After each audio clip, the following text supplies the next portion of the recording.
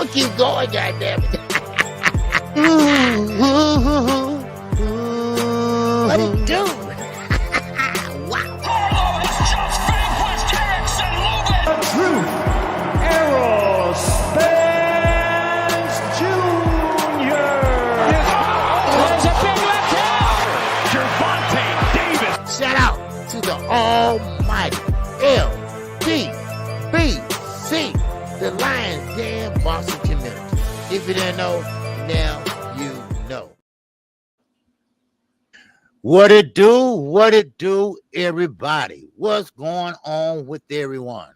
I hope everyone had a great Saturday evening, and I hope you enjoyed the little fights that we had on the zone. Of course, the zone was tripping yesterday, of course, but a lot of things been going on since the last week fight. A lot of lies, a lot of conspiracy theories, and now, of course, Oscar De La Hoya now is trying to say Ryan Garcia is a pay-per-view star. Now, I don't know.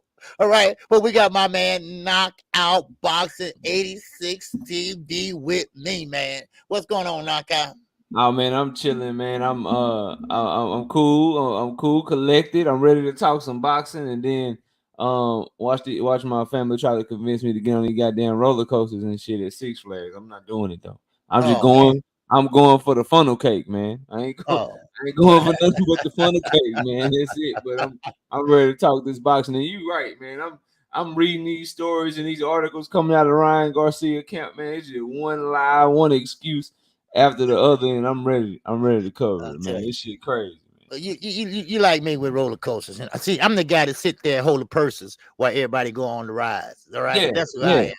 Give me the backpacks, give me the purses, give me the wallets. You know what I'm saying? Give me the phones. I'm not getting on this shit, man. I can't do it, bro. I can't do it. No, me neither, man. My heart can't tell you. Let's see who all in the building, baby. Yes, sir. What's going on? CMB 100. What's going on, Jason? What's going on? Ray Patterson RP is up in here. And Real Hill from Blueberry Hill is up in here. What's going on? Seattle Rick 206. They call him Slick. What's going on? A1 Hoop Zone was on fire yesterday, baby. A1 was on fire.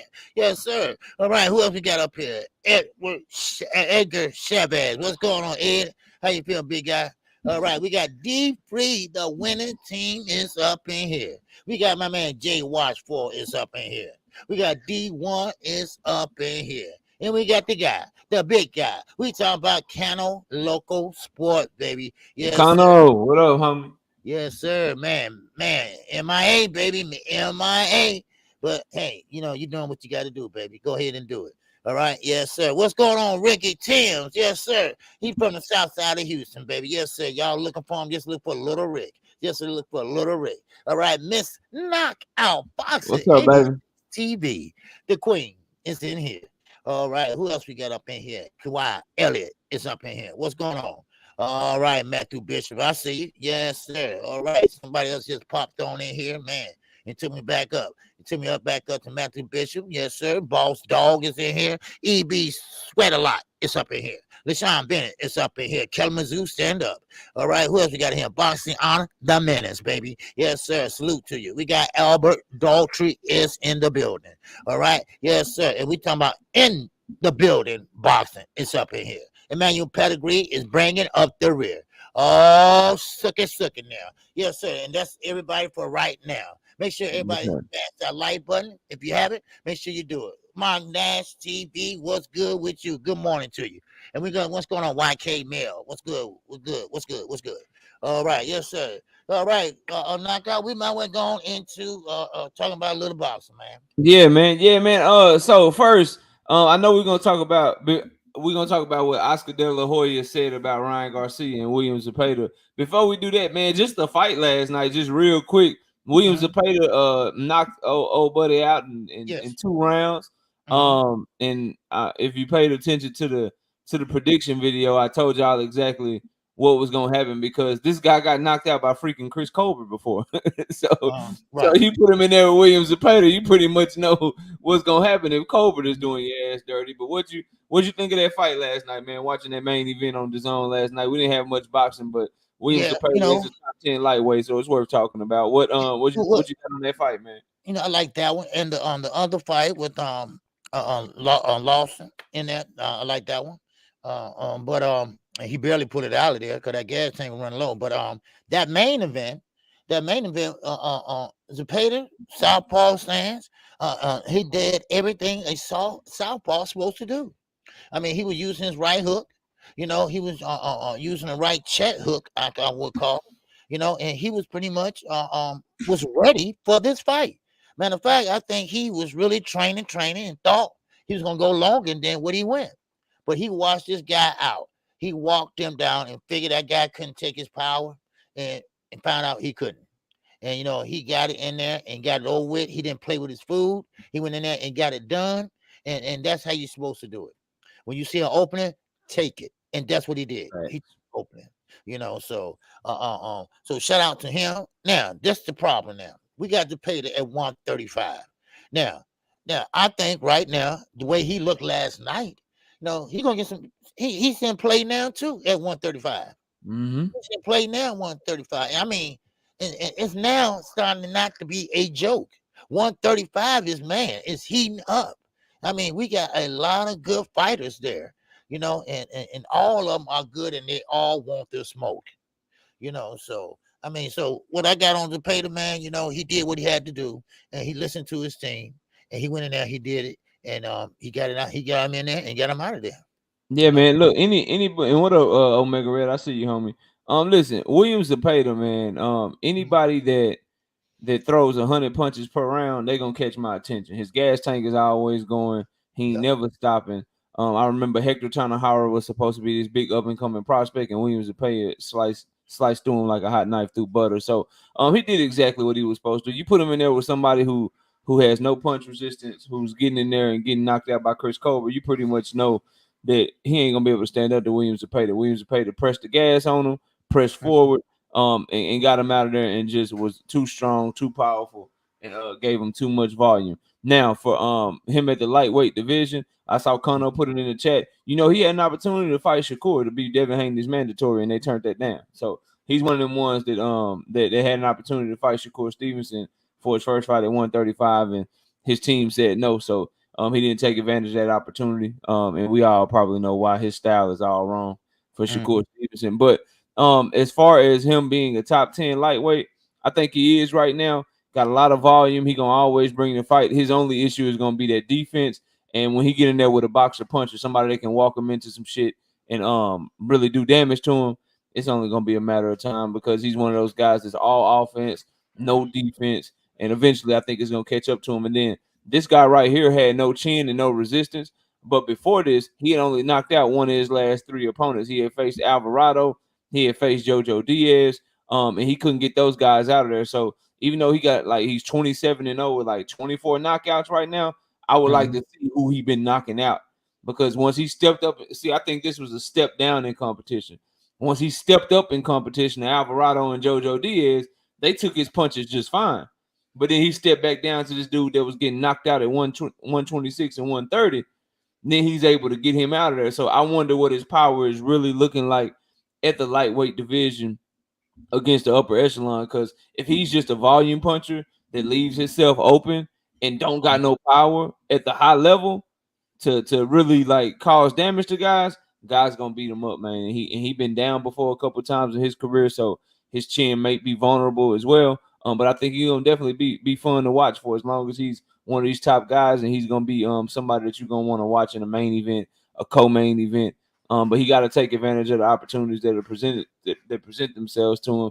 And what better than an in-house fight between him and Floyd Schofield, or him and Ryan Garcia? Like, Golden Boy got some lightweights for him to fight if they want to really make fights and they want to continue to kind of make big fights. But what do you got? You before we went live, you told me that Oscar De La Hoya had said something about Zepeda. What did he say, man?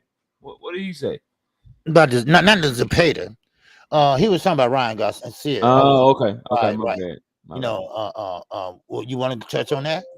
Yeah, we can unless you want to talk some Okay. more, but unless you got more on Zapata. Oh no. Okay, that's all I have on Debater. Okay. That's about it. He, like I say, he got him out of there in a couple rounds, so and he did what he's supposed to do.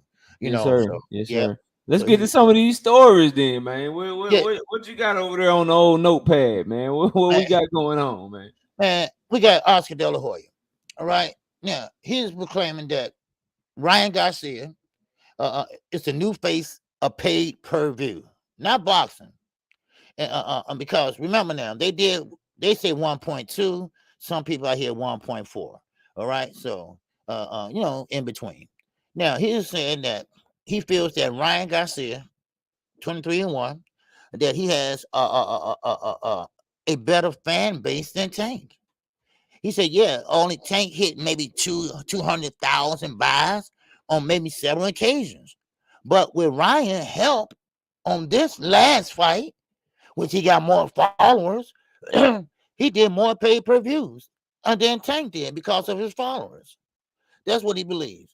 He believes that it's great that Tank can sell out arenas, and this is quote unquote, in Baltimore, Maryland, but he's not a pay-per-view attraction. It's doubtful that he will ever be one because he avoids fighting the best. He's another Terrence Crawford in that respect. Wow. Oscar, you really said that? Wow. So that's what he's saying. That's what he's saying. So I mean, Oscar, he's all over the place, and he's struggling because Ryan Garcia said he got some things to think about. Ryan Garcia said he got some changes to make. Now, what them changes are, I don't know. But one thing about it, maybe he want to change his game on the way style, the way he fight. I don't know. Or maybe he want to change Golden Boy. I don't know his contract. But you cannot say, and this is an example that I think I think you said too also, KO, on one of your shows, that even though he has a lot of followers on Instagram, they are young kids. They're not gonna buy no fight. They're gonna stream it. That's just what they do. I mean, if anybody gonna stream anything, gonna be young kids. They good at that. So Oscar, it's like nice try. Yeah. Like you build champions. Well, you're not building one yet. That remains to be seen with Kid Schofield. Kid Austin. But no, you cannot substitute that for what Tank has done. Because not only the Sickett sales, they was there to see Tank Davis, and yes, Ryan is popular, but Ryan sold up on the fight, so that would kind of boost it up. But he ain't no pay-per-view star. Come on. Listen, man. Tank, like, first of all, what's going on here, OG? Oscar know he done fucked up. See, he trying to act like he got all this support from Ryan, and he trying to talk highly of Ryan because he Right. fucked up when he didn't show up to that press conference. When he left Ryan high and dry on this press conference, like, this is the shit he should have went to the press conference and said. But he ain't had a heart to, because he talked all that shit leading up to the fight. Bernard Hopkins talked all this shit leading up to the fight. Then when it's time to come stand on that shit, now they ain't nowhere to be seen. But now here we are, exactly a week out from the fight. Well, 8 days away from the fight since the fight has happened.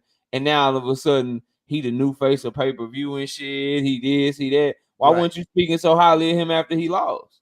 Why didn't you say all this shit the night of the fight? That because the little interview that Oscar did, I guarantee you, I ain't even looked at it, but the post-fight press conference probably got way more views than that got. So if you wanted to really get that message out there, if you wanted to really let people know that, hey, this is the new face of pay-per-view, if that's what you wanted to do, then the best time to have done it would have been right after he lost to Tank Davis. But see, you don't really believe that shit. You know how this shit work. You don't really think that he's the face of pay-per-view. You just trying to make sure that he stay with you because you realize that you messed up. And I bet you, I'd be willing to bet you Ryan Daddy, Ryan Lawyers, or Ryan himself, somebody done told Oscar, man, we getting the fuck up out of here. How we get out this contract? because of the bag that they just got for fighting Tank. They like, look, man, how much it costs, bro? How much it costs? I'm leaving your ass because y'all dirty them up. Because if you listen to the excuses that Bernard Hopkins made, you listen to what Oscar De La Hoya made, it ain't nobody of sound mind and sound judgment gonna ever say. And if you come up here trying to tell me this, then I'm gonna call you a liar to your face. Ain't nobody gonna tell me that if Ryan Garcia caught Tank with a left hook and knocked his ass out and put Tank to sleep, Oscar De La Hoya would have been like, hey, man, we can't go to the post-fight press conference because I got death threats and shit. Man, he'd have been up in that motherfucker cheesing, smiling, shoulders all high and shit, just ready for questions. He probably wouldn't even let Ryan motherfucking talk or nothing. You know what I mean? He'd have been so happy like a kid in the candy store. So ain't nobody buying this shit. And then so that's what's really going on. Now, as far as the content of what he actually said, OG, look, man, you don't go from being before, like Tank might have been doing 200,000 pay-per-views before this fight. He was doing 0,000. Like Ryan was doing 0,000 pay-per-views. If that's even a number, 0,000. That's how many he was doing. So you can't go from 0 to the face. Like, and then Oscar go capping again. Tank sold out in Baltimore, and that's good. But you know, what did he do before Ryan? I don't know, bro. He sold out in Atlanta. He sold out in New York. He sold out in LA. Like I don't know what he sold out in DC. Like I don't like he sells out everywhere he goes without Ryan. Like he just did $5 million at the gate with Hector Luis Garcia, who people claim don't nobody know. Him and Isak Pitbull Cruz, who people claim don't nobody know. They sold out in LA. Him and Rolly Romero, who everybody say is trash. They sold out in New York. So I don't. Like, who did he fight in Atlanta? I forgot who it was, bro. It was it Gamboa?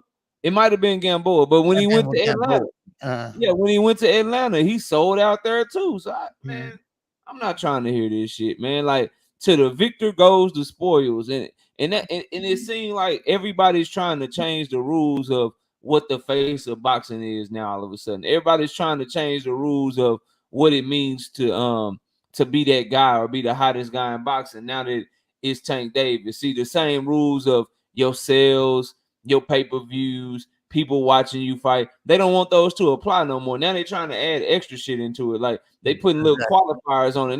Now it's not face of boxing. Like, okay, Tank is the face of boxing, but Ryan is now the face of pay-per-view. Like, bro, what are y'all talking about, man? This man been selling out. He just did the biggest pay-per-view and the biggest live gate that we've seen in years.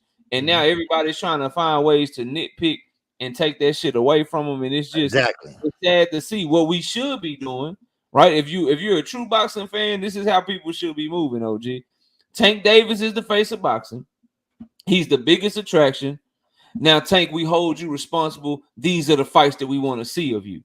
We don't want another Canelo Alvarez situation. We don't want you to get to this point and then not fight your Jamal Charlo. We don't want you to get to this point and then not fight your Demetrius Andrade. Tank, you the man. Everybody got to bend to your win. Whatever offer you make, you the A side. You make that shit. If they don't take it, they a duck. We all with you, Tank. But here are the fights that we want.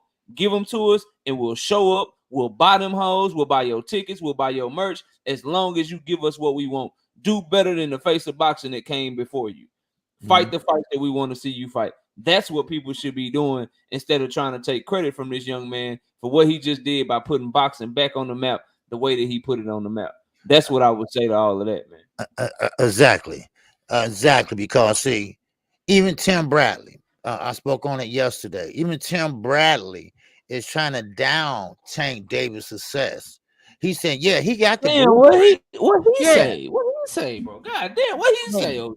Man, Tim Bradley saying that, yes, Gervonta Davis, yes, he sold this, he sold that. But that's not going to get him in the Hall of Fame. It's who you fight the best. And he haven't fought the best yet. He's falling the Floyd Mayweather blueprint. That means pick your opponents, all right? Avoid from getting hit or damaged, and make a lot of money. That's Tank Davis. That's what he want to do. That's his blueprint. That's Tim Bradley. Tim Bradley he's trying to avoid all the smoke or all the top fighters and pick and choose who he want to fight. Now, Floyd Mayweather, when he was Pretty Boy Floyd, which Tim Bradley, he mentioned that when he Pretty Boy Floyd, he did get in there and got the smoke, but when he came Money May, when you're a big star like that, sometimes, people don't want to take risk, but Floyd been in the game for so long, he was on his way out anyway, but Tim Bradley's trying to make like Tank, yes, he sell out arenas, but that's not going to get him in the Hall of Fame.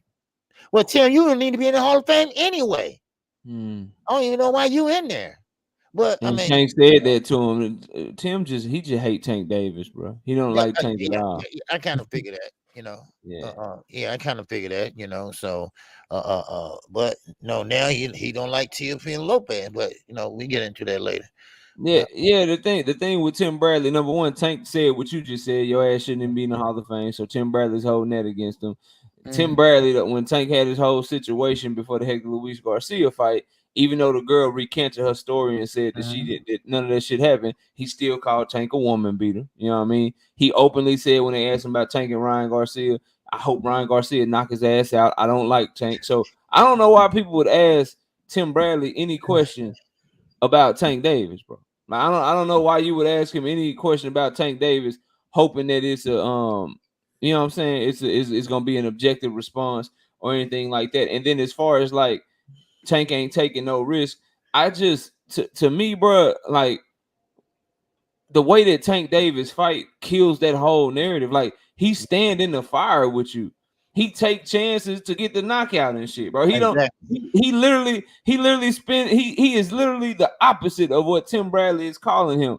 He is a smaller guy that always fights big guys. He is a smaller guy that's always breaking distance, trying to make sure that he gets the knockout, and he always puts himself in harm's way where guys can potentially counter him back, where they can catch him with the shot or whatever, because he's trying to stand right in there and hit and land a perfect shot on you. He's the definition of taking risks, bro. Like I don't understand that shit, man. That I understand. I don't know. Well, like you say, it's just hate and especially Oscar, Tim Bradley, and of course, I hate to say it, Devin Haney, Bill Haney, and Tank, and this is his words, not mine. He said he want all the guys at 135. He want to clean out that division. Now, then he wants to retire. That was his words. So, sometimes you have to take a risk, and sometimes you have to bet on yourself. And Tank has done that. I believe he has. Yeah, I mean, like if we being objective about the situation, Ryan Garcia slept Francisco Fonseca and was much more dominant against him than Tank Davis was. Ryan Garcia put Romero Duno to sleep, beat his ass way worse than Frank Martin beat his ass. Like just go look at the fights. They all up there. He fought the same level of competition as some people's favorite fighters. Tank is my favorite fighter, right? But Ryan Garcia beat somebody ass way worse than Tank did. Then he beat somebody ass way worse than Frank Martin did. And we acting like Ryan wasn't a risk. Like he ain't powerful. Like he can't punch. Like he ain't got nothing. Like, bro, all right, dog. Like y'all got it, bro. Like it's crazy the amount of things that people would do to try to discredit what we saw last week. It's like boxing fans are never satisfied. That shit's crazy to me, man. That shit's crazy. Like we should be talking good about this event so we get more like it. We should be pushing people to do shit like this so we get more things like this shit instead of complaining about it and shit. That shit crazy. It don't make no sense, man. I mean, it has been over a week and a day, and we still talking about that particular fight that only went 7 rounds. And I mean, it is, they did great numbers and everything. We are still talking about that fight. People are still coming up with conspiracy theories. I mean, people still are lying. I mean, it just amazes me. Even Kelly Swanson had to come out and say, hey, look, Bernard Hopkins was a troublemaker. So we barred him from the ring because he was, creating trouble, and, by him being a licensed promoter, you don't have no business by the rules not to be on Tank's side. You must stay on your side. And another rule, you never touch the fighters on the opposite side. You never touch the fighters. That's a rule. And Yeah, why you even over there anyway? How you even make your way over there? See that? See, you look he at wasn't the on tape. Ryan Garcia's side anyway. Like, damn, you Right. way over there. You supposed to be talking shit and Ryan Eric getting them hype. Right. You So supposed to be telling them what getting them hype. You worried about Tank? You sneaking over there to that side and shit, touching them right. and shit, man. See, Get that's out of here with that weird shit, man. you hit it right on the head, knockout, because they went and reviewed the tape. He maliciously went over there, kind of like sneaking, right? He made his way through to get on that side. Now, keep in mind, Kevin Ford was behind Tank. He wasn't trying to hold him, make sure he don't fall off the stage. Kevin Ford would have fell off before he would. Yeah, man. I mean, come on, y'all. I Yeah, mean, Bernard Hopkins crazy, man. Bernard yeah, Hopkins crazy. you know. Last thing I want to ask you about on Nick. I want to cover. I got some other stuff I want to ask you about, man. Yeah. Ryan Garcia and it's coming out. They talking about he had a rib injury and shit. Yeah. They talking about he was injured going into the fight and shit. What we got on the excuses that we starting to hear about why he lost, and I want the Tank Davis rematch at 140 or 147. Just all the excuses that you hear, man. What you got on that, bro? Well, if it was a rib injury, let me put it this way. It wasn't that bad of a rib injury. Okay. It maybe was just a little sore, maybe, or something like that. I don't even think it was that, because he wasn't walking funny. He was working out. If you saw, well, I'm quite sure everybody saw him warming up in the dressing room. Everybody, see that he was okay. It just that your defense, and Tank is a heavy-handed puncher, and you just got hit in the sweet spot. That's all. If that's the case, Keith Thurman, always got a rib injury. If that's the case, but listen, no, don't talk rematch. Don't talk rematch, because first of all, Tank is not going to fight you at 140. And of course he's not going to do another rehydration clause. I know Ryan was not going to do it. He's not going to do it. So take your money and go do what you're going to do. And you got something to think about. You're going to have to think about some things. Because your loyalty, you got to find out where it lies at beside mama and daddy. Because I don't think Oscar cares about Kid Schofield or nobody else at Golden Boy. I'm sorry. One thing about it is a manager / or trainer, they supposed to stand behind their fighter through the good, bad, and the ugly. It don't matter. He need a pep talk. He might be smiling, whatever, but inside he like, damn, or whatever. You never know. And that can affect your fighter in the next fight. Or he won't let his hands go, a la Adrian Broner. So it is what it is. So I don't think it was that bad, KO, because some people say, hey, these are coming from fighters. If you can look up, you can get up. So, yeah. So look, man, they found some mysterious, and so the co-main event, David Morrell Jr. was fighting Falco. Falco was a goddamn replacement opponent. You know why his original opponent didn't be able to fight? Because they go through physicals like a week or two leading up to the fight, and they check all your shit. And they found something wrong mysteriously with Ekbeko, and they pulled his ass from the fight. So I say that to say Ryan went through a physical, and they didn't find that it was something wrong with his rib. But all of a sudden, he had a rib injury. Man, ain't nobody, man. Sell that shit to somebody else, bro. Like I'm not buying the bullshit, man. Like they go through this shit. Like if he had a real true rib injury, if it wasn't just sore or bruised, like you said, and he really had an injury, they would have found that shit, man. They would have said something like they stopped the Manny Pacquiao Earl Spence fight from happening, bro, because they found a fucking injury in Earl's eye. So they finding injuries deep in people's eyes and shit. In mysterious injuries with Ekbeko and shit, they finding all that shit. All that shit. But now all of a sudden with Ryan Garcia, you had this huge rib injury that didn't nobody know about, bro. All right, man. Like whatever, bro. Stop. Like leave me alone with this bullshit. That's what I'm saying. Every day, get that man his credit and move on, bro. Exactly. KO, every day is something. But now Hopkins said Floyd Mayweather was beating on the mat. He said that's illegal. You cannot beat on the mat while the fighters are in there. Then he said that Floyd Mayweather and Showtime put them behind Tank corner. So when Tank go to the corner, he can look at them and have motivation. Are you kidding me, y'all? What is it? I mean, what? And they put us way over there. Yeah, I heard him say that. Man, listen. Sometimes you just have to man up and say, you know what? I get them next time. I learn from this, and you move on. That's all. Yeah.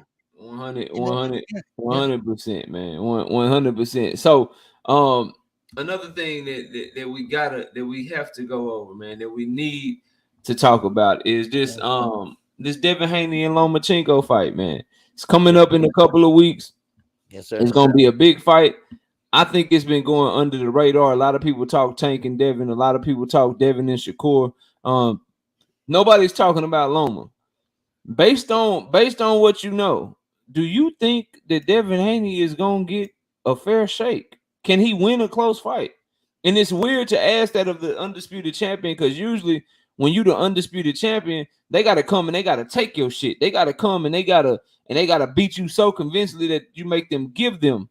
They have to take your belts from you. But in this situation, I honestly believe, KQ, that Devin Haney might have to put on an extremely dominant performance just to get some sort of close victory. I think Loma's going in with the deck stacked in his favor.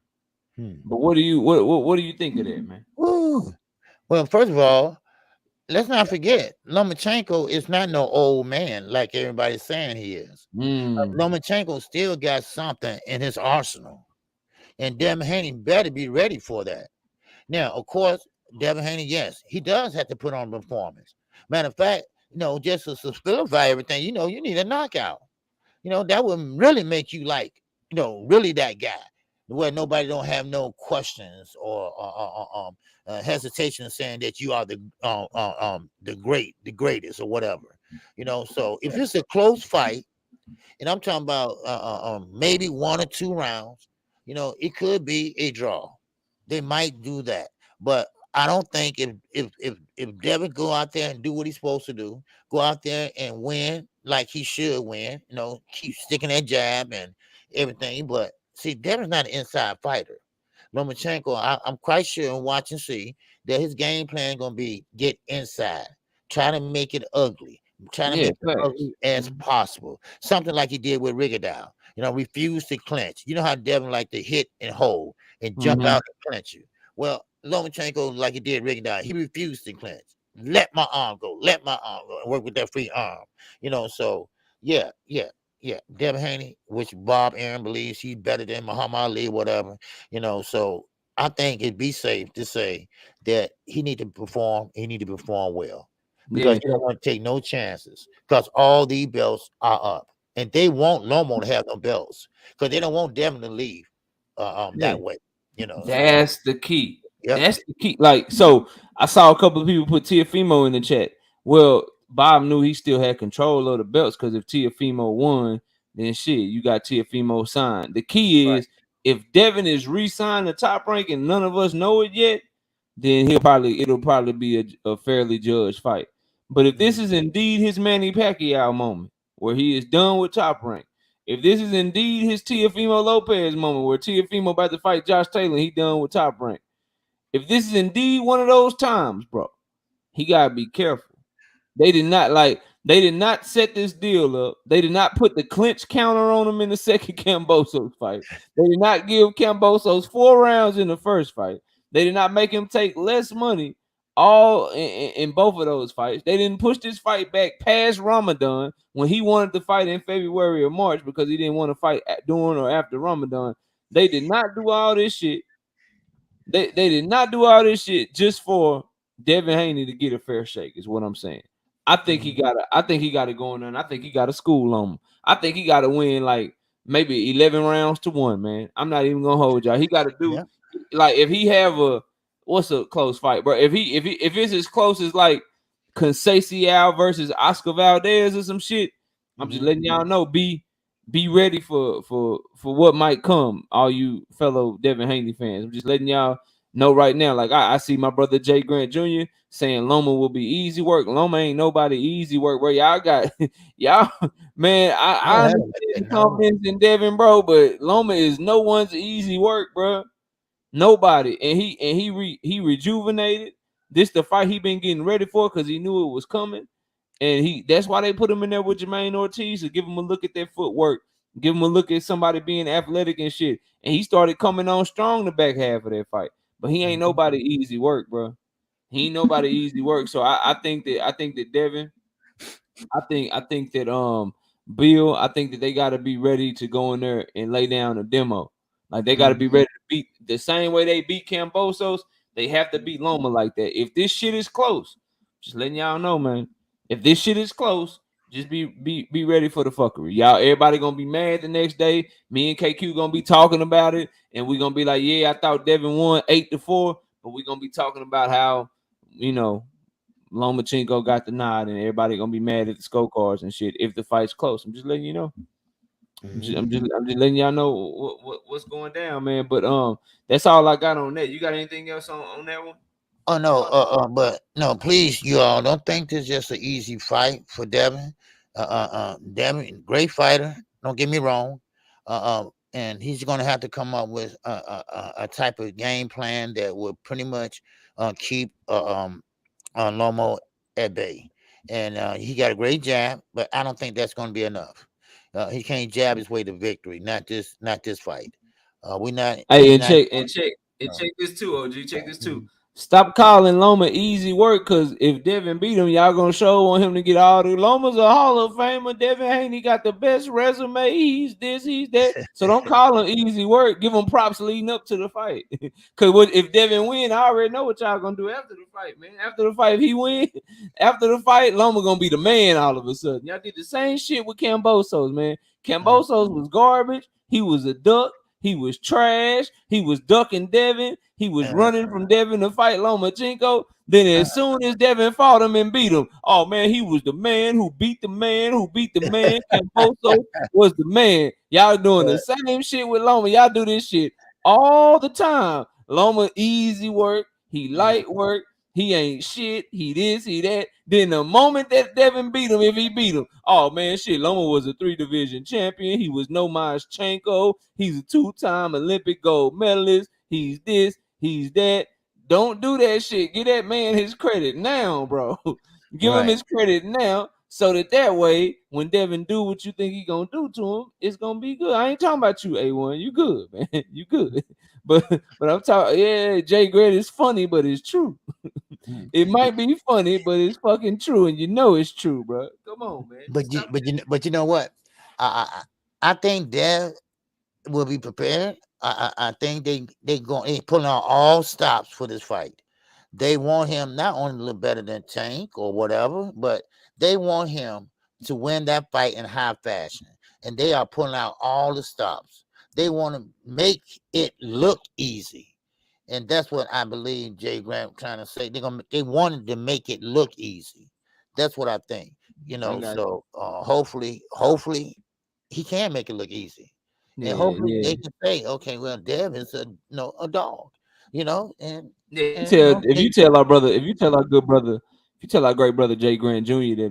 that Devin Haney's fighting Thanos, he gonna say Thanos easy work. He love him some Devin, so it is what it is. You tell, hey, Devin got to get in there with Wolverine. He goes, I don't care. He's gonna beat his ass.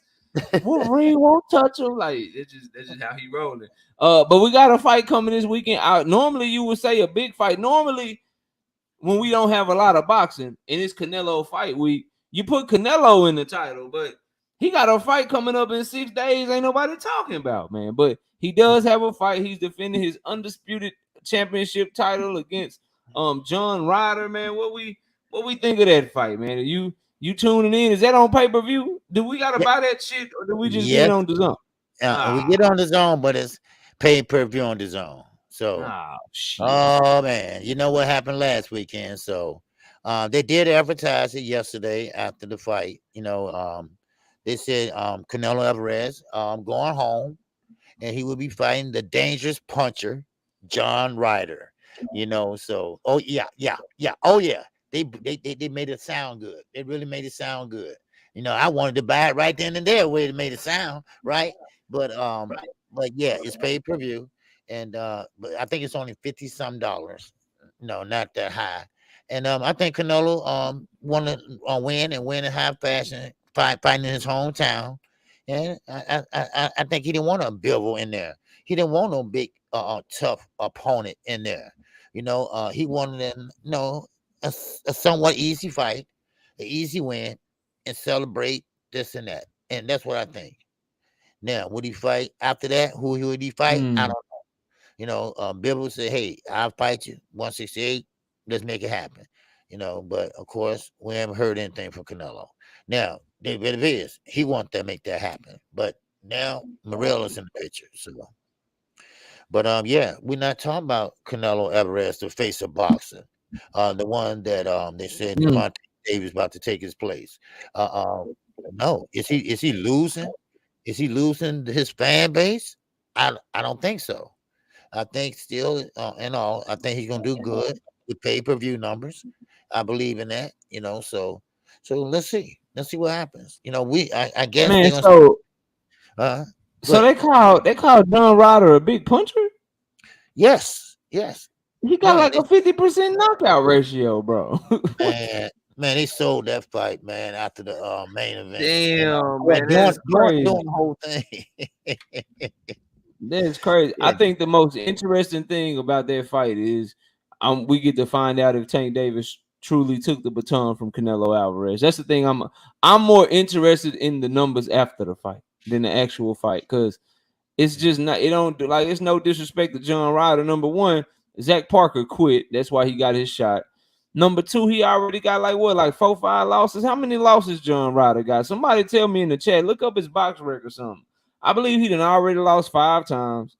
You know what I mean? He's Right. never been a A-level fighter, and it's a homecoming fight for Canelo. They don't like people got to understand. Canelo going to Mexico for the first time in all these years. You really think they putting him in there with somebody dangerous, man? They putting him in there with somebody that's a come forward fighter with no power, so Canelo can shine and look good. He ain't got to go looking for John Ryder.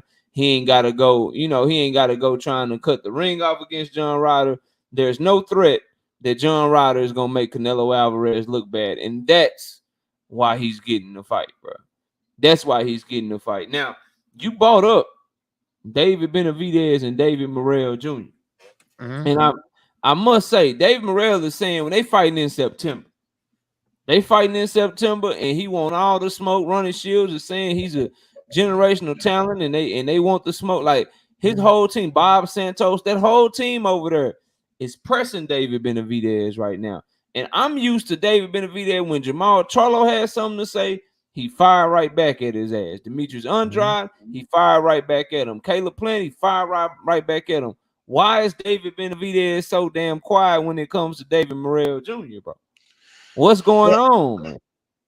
I think he's saying now, according to Ronnie, he when we was talking on the phone, David Benavidez saw him fight before, but he wasn't really paying attention.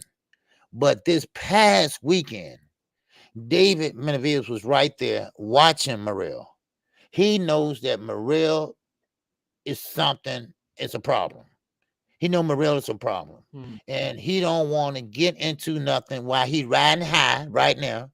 Because David, hey, he looked good in the last fight, and he is trying to pretty much land that Canelo Alvarez fight, and he don't want that smoke right now. But Morrell does. Now, of course, it's supposed to be a 3-fight deal, but I don't know if that's going to happen or not. But Morrell is a problem. He's a big puncher. And he put a couple of people in the hospital in Cuba. Now he put Edios in a coma over here. So maybe David Benavidez don't, be careful what you wish for, because you might just get it. And so maybe he just, hopefully be quiet and maybe it go away, but that ain't gonna happen because he's gonna keep calling them out. So now I asked Ronnie, man, because he only have 9 fights on his belt. I said, is he ready, Ronnie? I mean, because I always said that I think he should have another fight, maybe just to gets the rounds, whatever. But Ryan said no, he's ready right now, and I think David Benavidez feel the same way. So yeah, that's what I think. Yeah. I mean, listen, Dave Benavidez might want to fight Canelo, but he wanted to fight Canelo when Jamal Charlo was talking shit, and he responded to him. He wanted to fight Canelo when Andrade was talking shit. He responded to him. I'm just not used to this energy from Benavidez, man. I'm used to Dave Benavidez. He supposed to be the boogeyman and shit, man. He supposed to call people out. He want all the smoke. He doing all of this shit, but he ain't got nothing to say about David Morrell Jr. I'm not saying he ducking Miami Kid J, but the energy sure is different. Like it sure is different. David Morrell done said, look, we fighting in September, and he's talking about what he gonna do to him. I at least need you to like, so it gotta be two things, right? It gotta be two things. Either A, David Morrell Jr. is lying and they not fighting in September, or B, they are fighting in September. Either way, David Benavidez looks bad by being quiet, because if he's lying, Dave Benavidez that I know would say something along the lines of, look, we ain't got no fight for September, but we can fight in September. What's up? Tell somebody to send the contract since you're doing all that talking. That's what David Benavidez usually does. Or if they are fighting, somebody get him out of there. Somebody get him out of there. Little top, don't try this at home. Get him out of there. Yeah, and so, or if they are fighting and he's talking shit, then David Benavidez should be like, hey, yeah, we signed the fight in September, and I'm going to beat your ass. I'm going to do you dirty like I do everybody else. But he's so quiet. He ain't saying nothing, bro. And that deserves to be pointed out, because usually he says something. It's the same thing that I tell y'all about Devin Haney and Shakur Stevenson or these other fighters. Like, when you talk a certain way and you and your team behaves a certain way, don't get upset with an analyst like myself or a content creator like myself and like KQKC. Don't get mad if we notice it. David Benavidez has talked his entire career about how don't nobody want to fight him, and he's called out everybody, and he ain't ducked no smoke. He always was going at people. Now David Morrell is coming at him, and it's full speed ahead, bro. It's one way, one direction. He coming for him. He coming for him, and now you quiet. Now you just letting this man say your name and talk reckless, and you got nothing for us. I ain't got, and he been doing this shit for a week now. Like David Morrell Jr. and his team been doing this shit for like a week now since they fought on the co-main event. They've been just Dave Benavidez, and David Benavidez ain't say nothing, bro. He ain't say nothing. He just quiet right now. I need him to respond, bro. I need him to say something to David Morrell Jr. It's not looking good, OG. It's not looking good, man. Wow. He did say he want all the smoke. He said, he want all the smoke, and no matter who they put in front of him at 168, he want him. So, I mean, but like I said, he won't talk about Morrell. And I'm not saying he ducking. I'm not saying he's scared. Yeah, it just don't, come up in the conversation. And yeah, I need it to come up. That's what I'm saying. I need him to talk about him, man. So maybe I'm gonna try to get in touch with him about it, since I just had Ronnie on, and maybe I can have him come back on. Yeah, we need that interview. We need that interview, OG. We need Dave Benavidez, and we need to say, hey man, Morrell is talking all this shit. What's up? What you got to say about that? I need to hear him, man. I need to hear what he got to say. But we got some news in the heavyweight division too that we can go over, man. Anthony Joshua say he fighting Deontay Wilder, man, in December, man. What you got on that? Look like we finally getting that fight. Saudi Arabia and took some of that oil money and got us a fight that we never thought we'd get to see, man. What you got on AJ and Deontay, man? Well, I think it's, I ain't gonna say too late, but AJ is not the same AJ he used to be. And now this is the problem I have. Anthony Joshua don't have no fights lined up. You're gonna go through the summer, you're gonna go through the fall, and also you're gonna go through half of the winter, and then you're gonna fight Deontay Wilder. Both guys need at least one fight before they get in there and go at it. Now, yes, that is true what he said about Deontay Wilder, but now Deontay Wilder is a little more better than he was before. Anthony Joshua declined now. But Derrick James, he's in a good spot right now with Derrick James, but it takes time. It takes time to build a fighter or teach a fighter how to work his jab accordingly, and I think Wilder might just surprise Anthony Joshua. And this is why Anthony Joshua never wanted to fight him all these years. So that's what I'm looking at right now. So, but remember, Deontay Wilder been inactive for a long time himself. So matter of fact, Anthony Joshua fought more lately more than Deontay Wilder. So I mean, last one he fought was his sparring partner. So, but that gonna be a great fight in Saudi Arabia. And plenty of money. You're gonna make a lot of money because they got that oil money over there, and that's what Eddie does. He goes over there and get that big money. And but I just don't think Anthony Joshua is ready for that fight because he's not sure of himself. He's not sure what punch to throw, and he's just hesitant. There you go, Everything he does, so I don't think because you can't be hesitant on Deontay Wilder. You're gonna have to put that glove up because you're gonna see that right hand coming. So I mean, I just don't think he's ready right now.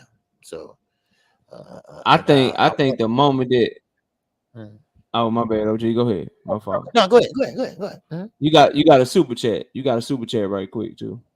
Okay, what's going on, Queen Foxy Brown in the super chat? What's going on? Good day, guys, for putting in work this morning. Appreciate you.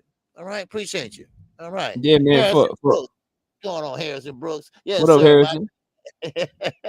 Yeah, hey, for AJ fighting Deontay Wilder, it's like you said, that his mental been shot. Like he ain't been the same fighter since Ruiz, and then Alexander Usyk just made it worse.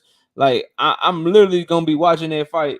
The only question I have is if it's gonna take one right hand or two right hands. Like I think the moment that Deontay Wilder touched that chin, it's over with. And I know the type of heart that Deontay Wilder coming with. So like it's just they both big punchers. Anthony Joshua was more skilled. He got better boxing skills, but that shit ain't if it was just a boxing match and you didn't have to worry about somebody's mentality, you didn't have to worry about somebody's heart and their grit and their determination, maybe Joshua might have a chance. But when you add everything together, bro, like the moment that Deontay touched that chin, man, it's gonna be night time. His whole water getting cut off, lights getting cut off, whatever terminology you want to use, that shit not gonna be pretty, man. And like you said, he ain't mentally where he need to be to be able to get himself mentally prepared for that and locked in and dialed in and all that shit, man. It's just they had to offer him a bag where he willing to go to sleep, and it looks like they made the offer to him where he willing to go to sleep, man. So it looked like he gonna be taking him a little nap in December, maybe going off into retirement. But I'm excited for the fight, and this leads me to this point, OG. And I've said this, and I want to get your thoughts on it. In 2023, it looked like boxing has finally said, you know what, Errol Spence, Terrence Crawford, we leaving your ass behind. Like, y'all don't make the fight. Like, whatever, we leaving y'all behind. We done got Tank and Ryan. We getting AJ and Deontay Wilder. And I'm just looking at Bud Crawford and Errol Spence. I'm like, y'all better make this fight. Because if you remember when you used to put Errol Spence and Bud in your title and shit, or when people was talking Earl and Bud, everybody ears perked up. Everybody was like excited to have that conversation. Now, when that conversation comes up, people want to move on. They don't want to talk about that shit no more. It's more of a dread. It's more of a more bullshit with this one. We know this fight ain't done. So I hope that something like this, something like Tank and Ryan, can get those guys to realize what they missing out on. Because if you want to be part of this buzz, you better jump on the train right now, because boxing is leaving their ass behind right now in 2023, man. Bingo. Yeah. You know what I mean? But what you got on that? Yeah, we kind of touched on that yesterday. My man Harrison, he was on there talking about that also. Listen, first of all, Earl Spence, I like Earl Spence, but Charlo's are my favorite fighter, but Earl Spence close second or third. But Earl is wasting his talent, waiting on Bud Crawford, and vice versa. That fight, it's getting late. I'm talking about biological clock late. And now that Ryan Garcia and Tank, they did a great show, and we got a lot of boxing this year, and not only the men, we got Carissa Shields, Hannah Gabriel. I mean, we got a lot of fights coming down the pipe. We got Cool Boys. I mean, all these fights, you know, and now Terrence Crawford, Earl Spence, no one's saying their names. No one calling them out. Ain't nobody saying, "Oh, the fight is almost done." No, ain't nobody asking them questions. Nobody don't have that in their title now. Now, it has lost its zest, I call it. It has lost its zest about, are you excited? Now, the average person, the average fan, and say, "Hey, you know what? I don't care no more.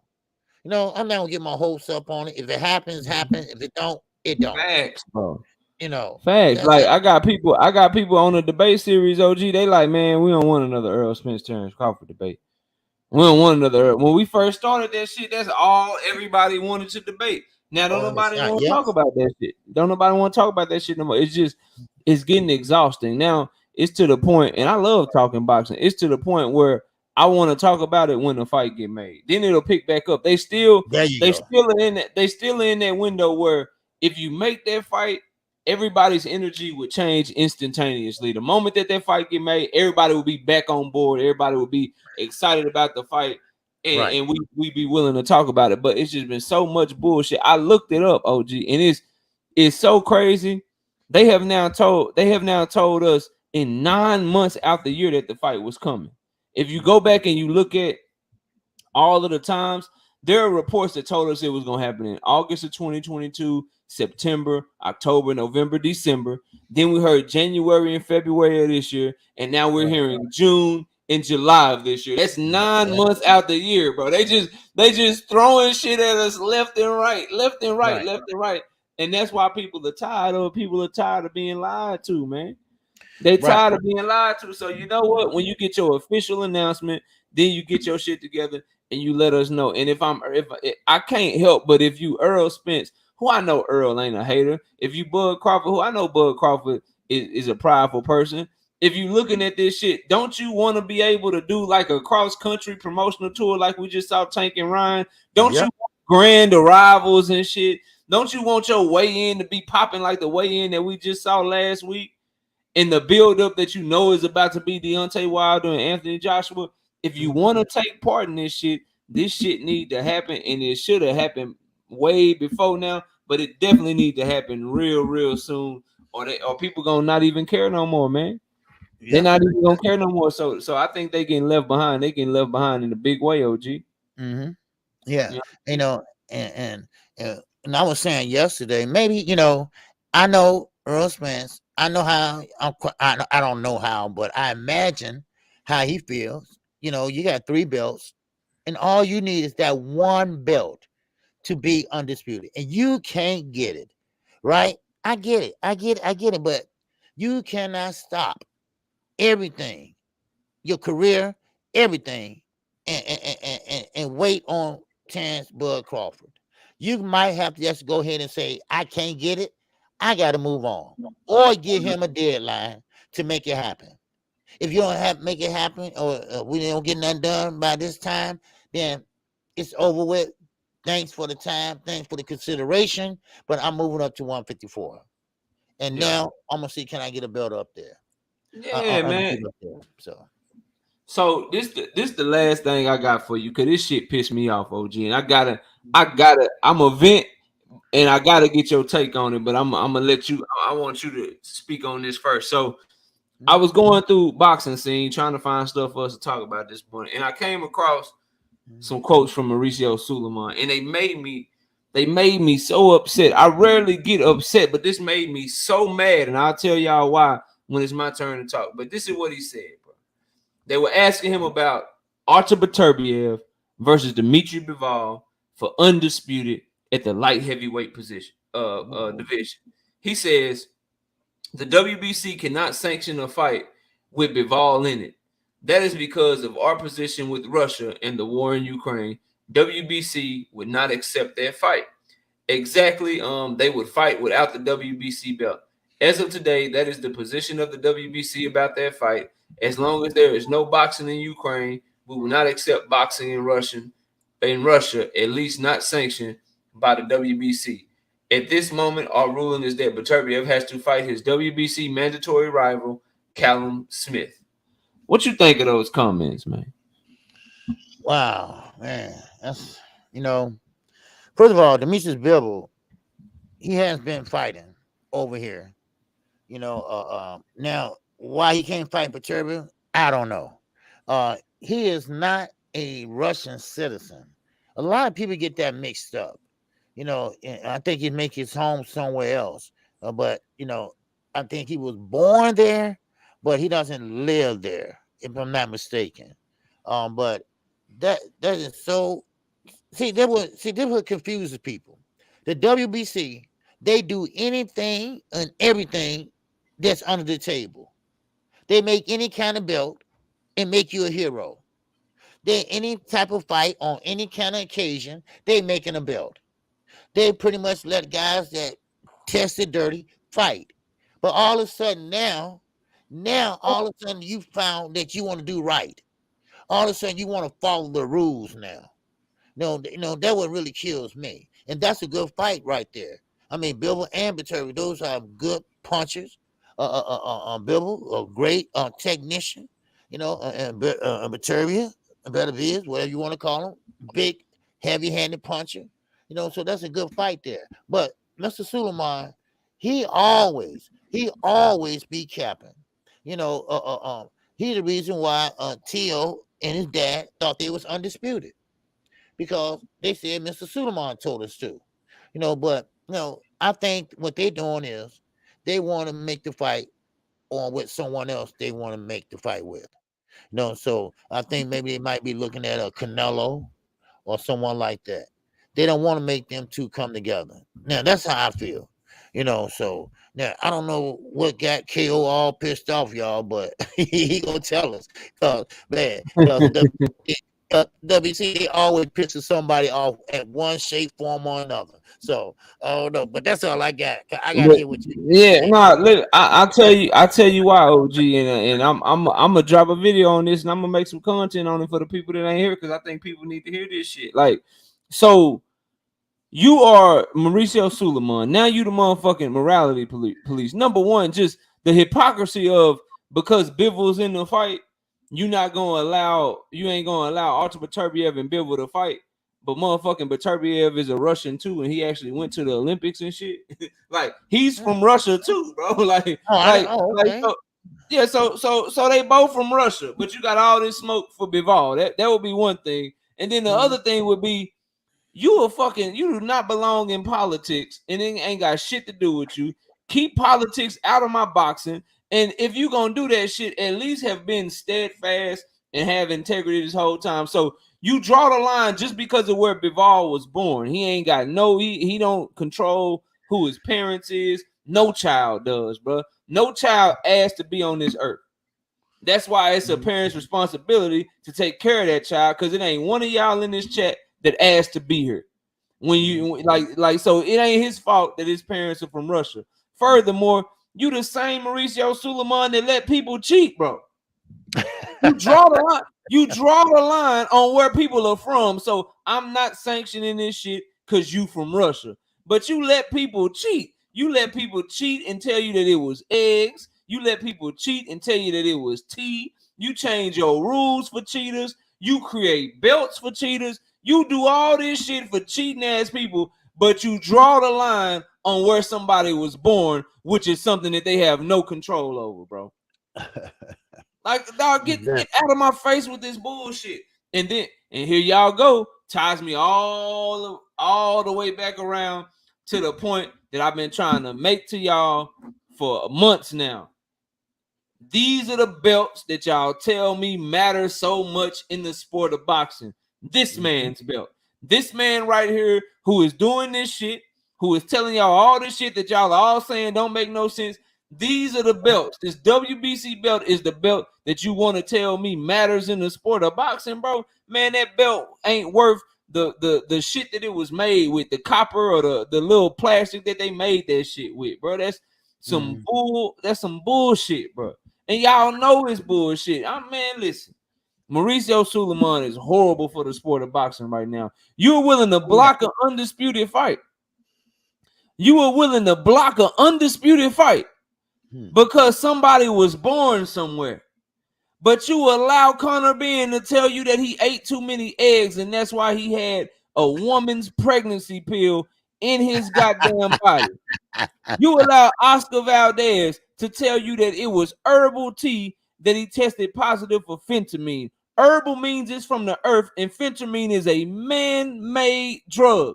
Y'all allow him to tell y'all that shit, and then tell you that I'm not sanctioning this fight because this dude is born in Russia. Bro, get the fuck, man. Listen, dog.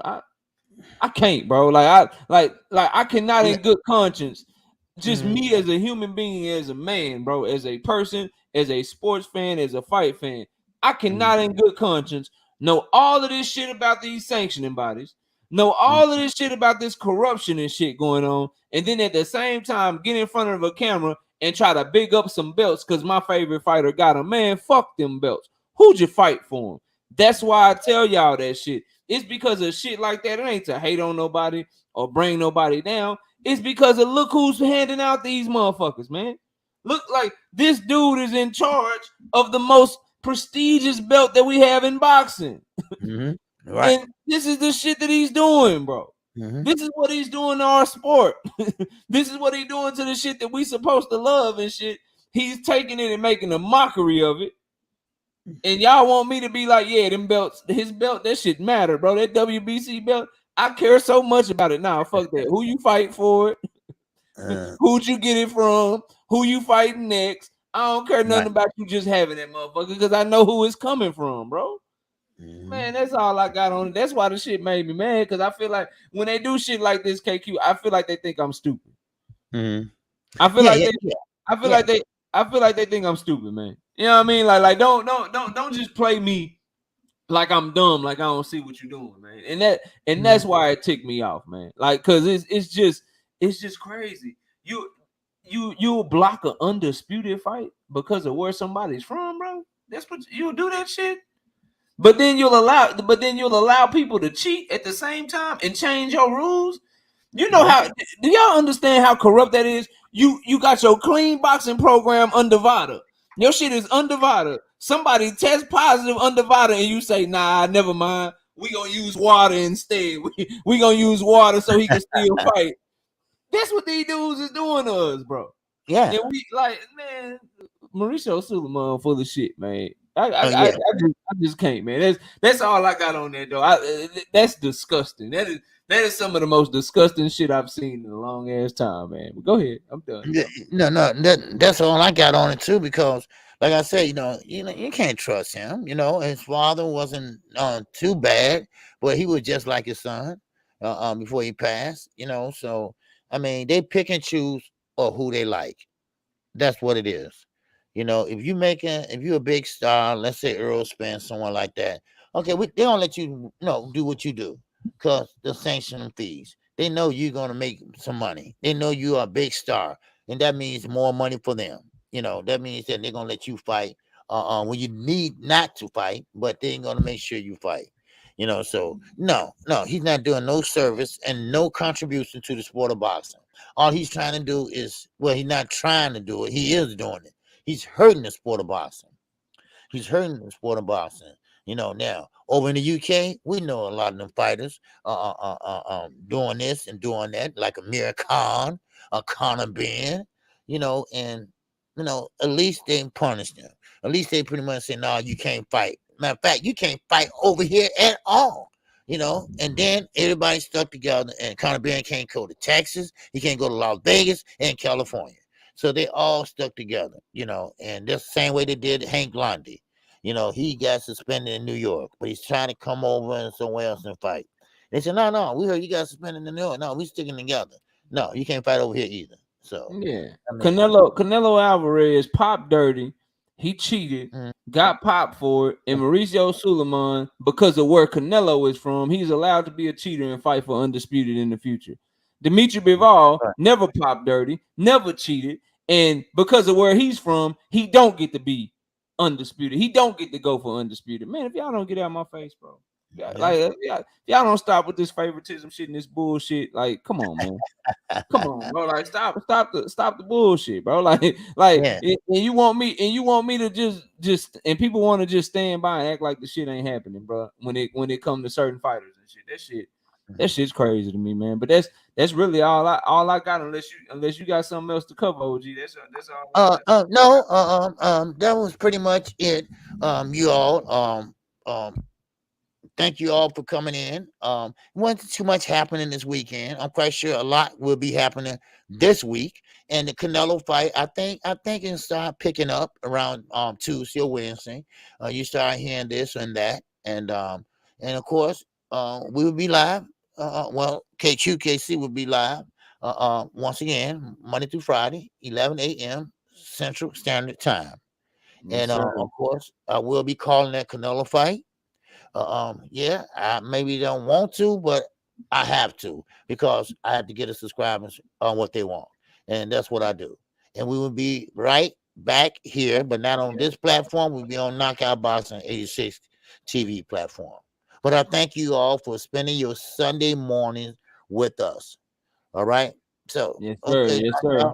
let I'll them know. be live Monday, Wednesday, and Thursday night at 7:30, y'all. And y'all be sure to check out our daily content that we drop to the channel every day. KQ, I appreciate you, man. I'll catch y'all tomorrow night.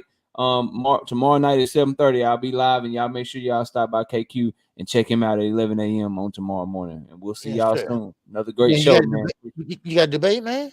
No, no debates. We looking to schedule debates. So if anybody wanna pop up, but we just we'll be live like we always are, and we'll get stuff scheduled, and when we get debate scheduled, I'll announce and I'll let y'all know. But no debate schedule as of right now. But y'all know how shit can change very quick on my channel. We can get a debate set up sometime today and have one later on this week. So we'll keep working for y'all. Either way, debate, no debate. I'm always live at the same time trying to give y'all a great show. So y'all be sure to tune in, man.